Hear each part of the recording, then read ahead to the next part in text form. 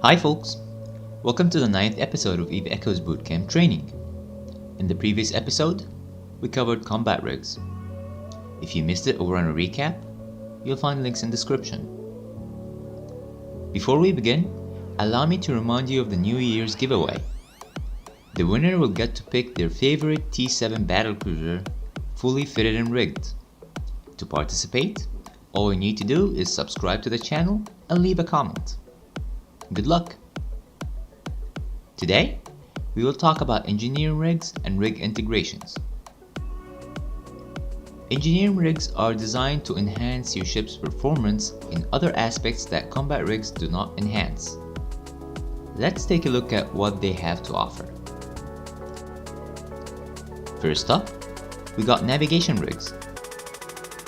Dynamic fuel valve decreases the required energy to run propulsion modules like afterburners and micro-warp drives. Auxiliary thrusters increases your ship's max velocity. Polycarbon engine housing decreases your inertia, thus making your ship more maneuverable. Cargo hold optimization rigs increase your ship's cargo hold, allowing you to carry more items in your cargo. Higgs anchor is meant for big ships, increasing their mass and decreasing their top speed, thus allowing them to enter warp faster. However, it's bugged currently and does not work well.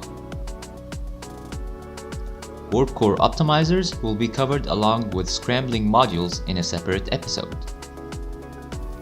Finally, hyperspatial velocity optimizer increases your ship warp speed. Next, we got engineering rigs. Semiconductor memory cells increases your ship's battery size. Capacitor control circuit increases your battery's energy recharge speed. Ancillary power grid routers increases your ship's power grid, allowing you to fit better modules. Targeting system subcontroller increases your scan resolution, thus allowing you to lock targets faster. Next, we got electronic rigs. Gravity capacitor upgrade decreases your scan radius, thus allowing your wide and narrow resonance scanners to perform better and detect smaller targets. Emission scope sharpener decreases your source radius, thus making you harder to detect. Finally, we have industrial rigs. Industrial rigs are meant mainly for mining vessels. Miner efficiency upgrade increases your mining yield.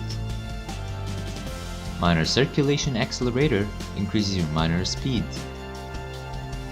Miner range controller increases your miner's range. And miner algorithm optimizer decreases the energy required to operate your miners. Mining drones and exhumer drones have rigs that have the exact same functions described above.